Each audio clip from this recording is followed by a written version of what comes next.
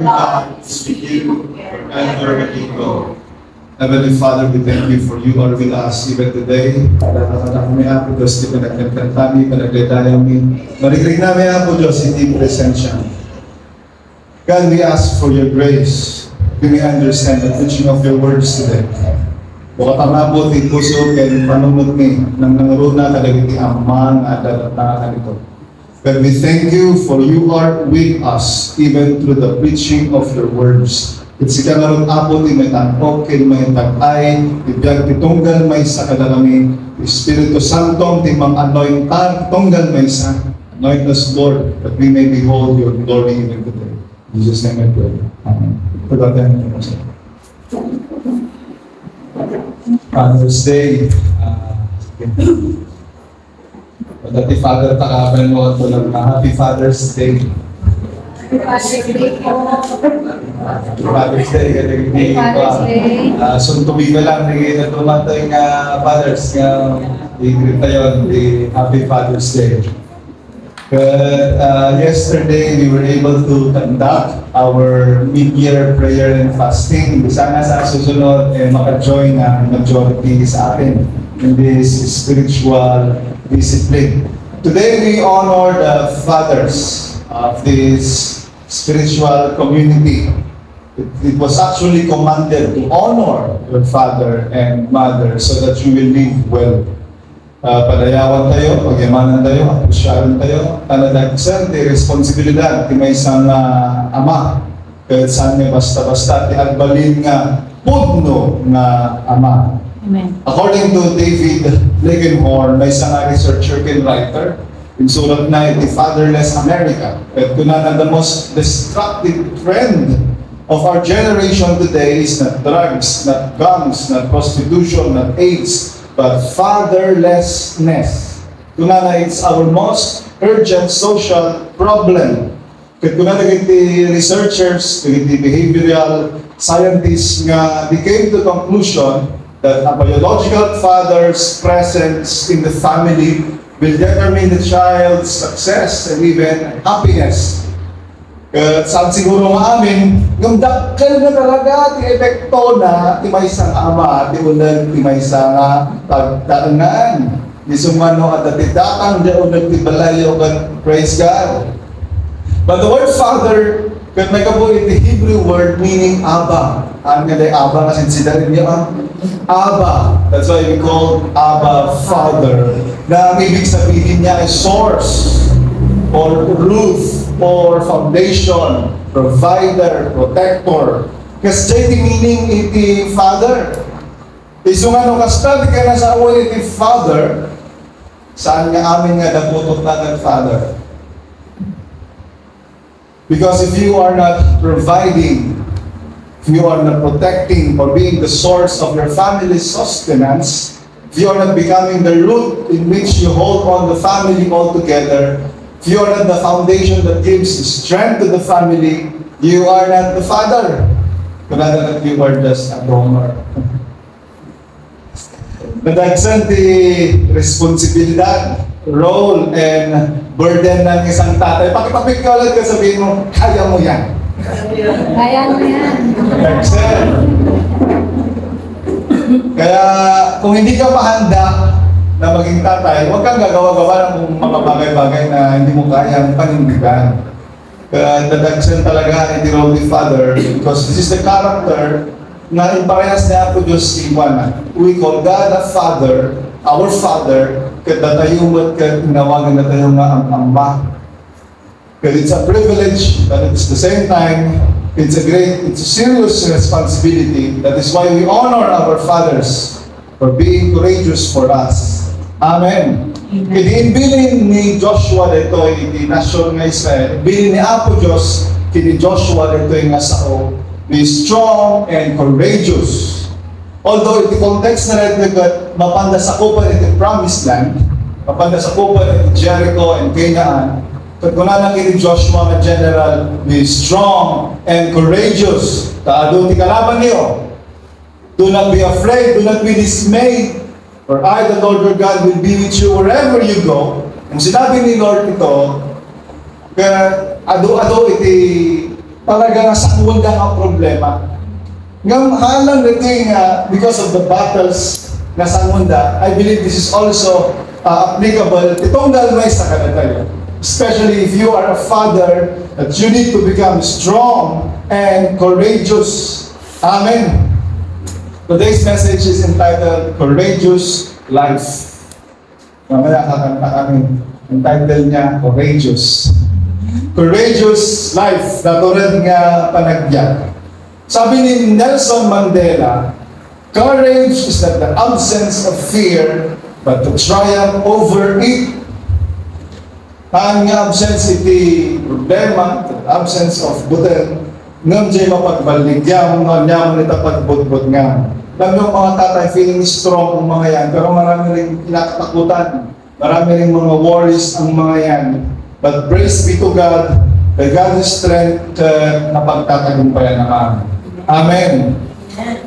God told Joshua to be strong and courageous. May isa natin nga paulit-ulit nga imbilin niya po Diyos. Actually, sa lahat ng tinawag nga in leadership, lahat ng tinawag nga to, nga akaman iti role ti man sa leader, sinabi ni Lord lahat to. Sinabi niya to kay David, sinabi niya kay Joshua, kay Moses, to be strong and to be very courageous. Kaya kadagiti fathers, whether you like it or not, by default, you are the leader of the home. Kaya maganda mo leader kagaya. You are the leader. Kaya no, iti leader, iti magsak, iti pundasyon, iti magsak, siguradong nagdakal iti damage na. But let this message sink into every one of us. Tapos di ka tulungan tayo. Kitaan tayo kas ano tayo masuportaran mo dagiti fathers, dagiti leader, iti pagtaungan. And together we will live a life of courage. We need men and women who are courageous for the Lord. Amen.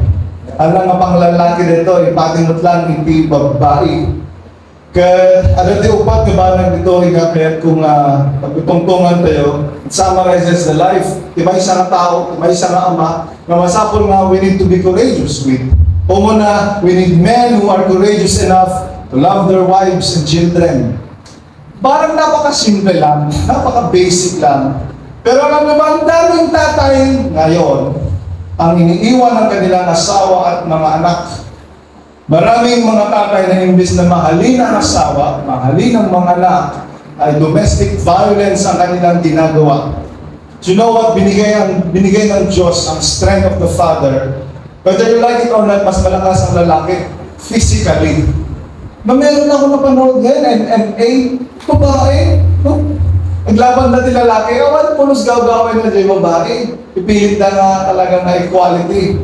Pero mas malakas ang mga lalaki physically. God gave us our strength, hindi para saktan ng ating mga pamilya, mga asawa at mga anak, but to protect and provide for them. Amen. Amen. Ulit-ulit actually na sinabi ni Apostle Paul sa Ephesians chapter 5, love your wife. Love your wife as your own body. Love your wife as to the Lord. Ephesians chapter 5 verse 25, magbara rin tayo, iti panagayat tayo, iti asawa tayo. Basahan tayo wala na rin tayo. Husbands, love your wives, just also Christ loved the church and gave Himself for her. Iso pa tinusar ng comparison na, nukas ano ngayon na yan ni Apo Jesus, iti iglesia na, katupas ano na ngayon na yan, He sacrificed His life. He gave Himself for her. No, dati asawang nakaaral mo, asawang mo ko ng love your wife.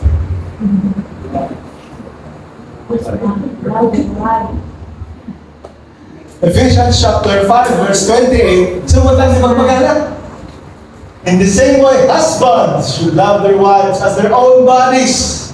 Kanina kung gaano minahal ni Kristo ang kanyang iglesia. Ngayon naman ay mahalin mo ang asawa mo na parang pagmamahal mo sa sarili mo. He who loves his wife loves himself. Also in verse 33, so matang di magpagana, isugarod nga pula na. To sum up, each one of you is to love his wife as himself, and the wife is to respect her husband. O kaya mga suportaran nilang kayo mo, papiksahan, patingkaran, so that you see to it that you respect your husband. Pag nakatamad ka husband, kakaaban mo nabagat mo na respect your husband.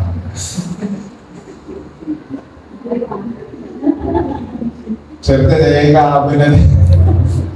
May nadaw mati may isang tao na pakariknaan hindi ayan. Kada tayo kong mga husbands, kada tayo kong mga fathers. Amen. You know, this love that the father gives to his children, to his family, gives a sense of security, a strong sense of security sa pamilya. And as a result, peace and happiness. Ay dagaya ko ni Apo Diyos, kami dito sa HCIM, maraming mga asawang lalaki, iti dungdungwanda na unay iti asawa ka. Naunang ginawa na din, dungdungwanda, dungdungwenkanto, launay-unay. Hindi ko alam ang English ng dungdungwanda, parang they really cherish their wives, kinigiti anak na makita talaga, they are naayat na ba? Naayat na iti asawa na. Kaya no ada dito iti asawang mga lalaki, bless ka, you are blessed, nasyurte ka unay. May kaduwa, You are blessed. we need men and women of courage, not only to love their wives and children, also need men of courage who will hold on to their integrity. Pagkatayo namin ti integrity.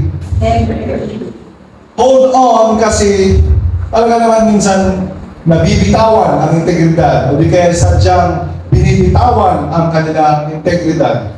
But it takes a lot of courage to say no to the things that are against your principles.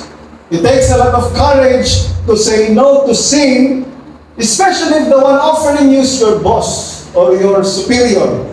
It takes a lot of courage to become the man and woman that we need to be. Amen. It takes a lot of courage even to do the right thing, especially when you are alone. The Bible tells us, bakit yung Biblia ka natin, in Proverbs chapter 10, verse 9, he who walks in integrity walks securely. Basahan ko yung nanalitaan. The one who lives with integrity lives securely. But whoever perverts his ways will be found out. A courageous man is someone who adheres to his ethical values and never allow room for compromise. Amen. Kaya no kasta iti may isang ama di pagtangan, the security, nagdakal na seguridad ang binibigyan niya, pinangahawakan ng buong pamilya because they know that the father, the leader of the home, is holding on to his integrity. May isa ka nga ama, mag-ingat-ingat ka. Tapi ka ulit ang patakabel mo ito, mag-ingat-ingat ka. Mag-ingat ka, tatay, because your integrity can be passed on to your children's reputation, whether it is good or bad. Kaya man ang kinaako Diyos sa the different fellowship, kahit maamon na natatangko ni Pastor Urbano, batayan, Roman niya itiro pa na. Alam mo yung ganang reputation? Roman niya itiro pa. Oh, Father mo ngayon, di ba? May Pastor na, Urbano. Gusto na tinang kasal ka na kami, di ba? Nagmay kay Pastor na. Meron po mga ganang nakasalan sa June 28. Alam na naman ako mag-invite. Kita na lang yung invitation nila dun sa NCIM na natin. Pero sabi niya, invite niya paggal na sa tayo. No, dalagay no, sabat ko ang tao, kaya mamula kasi mamula putot na ni Pastor Urbano Batayan. Kaya bigla lumagan direct nada, bigla ang may conversation, ako na po. It's the integrity of the father. Integridad ng isang ama. Kaya mag-ingat-ingat tayo. Kadalasan nga pakatinagan, hindi ado nga ama kaya musaan nga babae, kwarta. Nasisira ang integridad dahil sa tukso ng laman, nasisira ang integridad dahil sa tukso ng pera. Pero sabi sa Proverbs chapter 28 verse 6, basahan namin ito na nalata. Better a poor man who lives with integrity The rich man distorts right and wrong. Uray no, hantay mo uray nga, bumak na. Basta we hold on to our integrity. At the end of our lives, God will tell us, well done, good and faithful servant. You have been faithful. Amen. Amen. You hold on to your integrity. May katalawat sana kagbayag. We need men of courage who will stand for their faith. Takdaranda, ipamatida. Amen. Amen. Corinthians chapter 15 verse 58, kunana nga, you stand fast, be immovable. Therefore, my dear brothers, be steadfast, immovable, always excelling in the Lord's work, knowing that your labor in the Lord is not in vain. Your faith in the Lord is not in vain. Meron ako nakitang post ng isa kapareho, medyo bata-bata pang pastor, pero matagal na rin na pastor. Kaya impose na ako na hindi ko na mapilang kung ilan ang na-miss ko na mga family outing, family gatherings, family celebration, because I've been in the ministry for so long. Nakakalipuin mo lang muna. But I'm praying that somehow, someday, I will get to my senses and really answer this. But is it worth it? I was thinking in my mind, is it worth it? At kararag ko mamay sa tawag na masumbatak mo lang dito eh. Your faith in the Lord is worth it. Amen. Amen. Amen. We need men of courage who will stand for their faith. Na malaki ang factor ng faith ng father to the faith of the whole family. It is not always the case, but the percentage is high na mahina ang buong pamilya kung ang tatay ay matatag sa kanyang pananampalataya. Amen! Amen. Kung meron man sanang pinaka-spiritual, pinaka-nagdadasal, pinaka-nagbabasa ng Biblia, pinaka-masipag pumunta sa simbahan, dapat yung tatay. Amen. Dapat yung tatay. Bagang pakabay mo, dapat ikaw. Dapat tatay. Tatay. Baliktad mo na, kung meron mang pinaka-masipag pumunta ng simbahan, pinaka-masipag manalangin, pinaka-masipag magbasa ng Biblia, pinaka-masipag magturo sa mga anak, dapat ang mga tatay. Because you greatly influence the faith of your family. The faith that you have today can greatly influence the faith that can be passed on to your children and even to your children's children.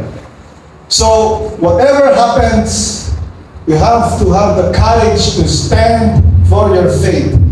Your faith in Jesus. Amen? Amen. I think that is the most important decision a man can do his entire life. Ano yung decision ng pastor? To follow Jesus for the rest of his life.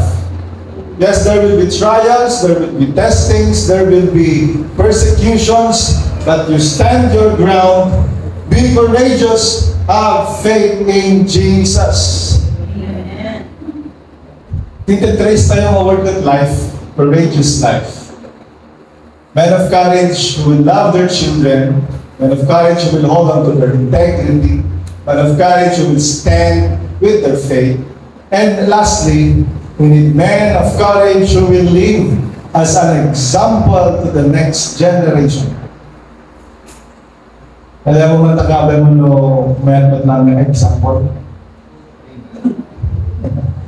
Mabuting example ba yung natabi mo? Hindi lang naman mga tatay, pero pati sa mga young people, sa mga nanay. Mga puros tayo takrot. Puros tayo nangihina. Sigurado, managyan sumalalo ka na kayo, nataktakrot ng tupay. Puros tayo compromisers, unfaithful, unforgiving, lukewarm in our devotion to the Lord. Baka nakarkarong to pa di pagbanagan na iti sumarano nga henerasyon, takit kitaon na tayo. Isumabay, all means, magpakatatag-tatag ka. Amen. By all means, we need to live a life of faithfulness, not only for ourselves, but also for the next generation. By all means, we need to live a life of love, a life of integrity, a life of faith. Amen. Amen. Sabi ng Apostle Paul kay Timothy chapter 4 verse 2, "Do not let anyone look down on you because you are young, but set an example to the believers in faith, in words, in conduct." Basahan namin ito. Basahan ko na. "No one should despise your youth. Instead, you should be an example to the believers in speech, in conduct, in love, in faith, and in purity." But it takes a lot of courage, really. It takes a lot of courage to really live up what you are saying, what you are preaching, what you are teaching. Masapol tayo ti adu-adu nga tulad ti pakinagan. Pakitabig ulit yung katabi ng sabihin mo, kaya mo yan. Kailangan ng the way you speak. It takes a lot of courage and grace from the Lord to become an example in the way you speak. Amen. Nung makapukpukaw ka at makita masangsangwon na giyandan mo at ay, hallelujah. Diba? O, kaya mo talaga na burst out in anger na gamamon dyan, palakol ka talaga na talang mga ibarsak. Dito yan, ang titigir-gir. Kaya nga rami daw iti mali. Pero kita na na-jawbing mo, unang matahan kung alaminin na gano'n. Hallelujah. Become an example in speech, the way you live. How about in courage, in purity, in faith? It takes a lot of courage to become an example. But you know what? That ito yung motivation ko. Why I am doing the things that I am doing. Nagkapunang kaya ko na somehow, I want to see the next generation nga dahil kitaan na at dapat iti uray kas kanong taan siguro ma-perfect nung ang dati nasaysaya basit na kitaan ka. Amen. Amen. Whether in family, in marriage, in business, in ministry, trying our best to become an example to the next generation. Kaya the only reason nga inintadya po Diyos ni Joshua, that God gave to Joshua for him, tinasun lang, no, apay nga, you strong, you become strong and courageous kung lalagin Joshua. May masalang tin patalgad na. May masalang tin bagana. I will be with you wherever you go. For me, that is enough. That is enough to take our stand and really become men and women of courage. Kung totalyawan tayong dokumatibiyag tayo, makita tayo na nagbiag tayo tikinakurid. That God provides. We have lived our lives in the life of courage, not in the life of regret. Courage in what? Courage in loving our children and our wives. Courage in holding on to our integrity. Courage into standing on to the faith that God has started in us. And courage to doing your best to become an example for your children and for the next generation to follow. Tote ka tumagdadaan ng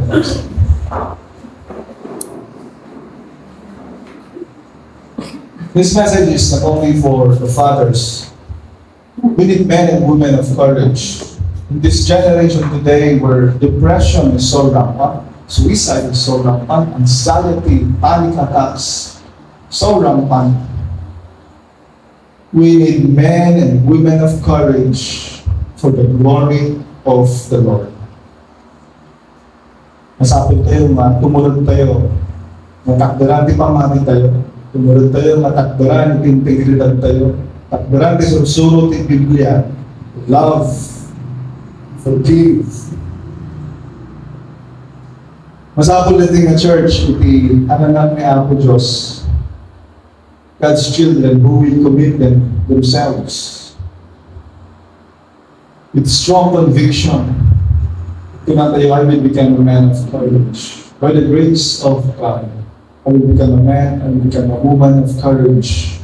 Na oray na sitnat itildo ko, nagulog in adoy iriribog na, I will stand my ground because the Lord is with me. I can do all things through Christ who gives me strength. Tawag mo namin yung fathers na ulit sa amin. Let's pray for them.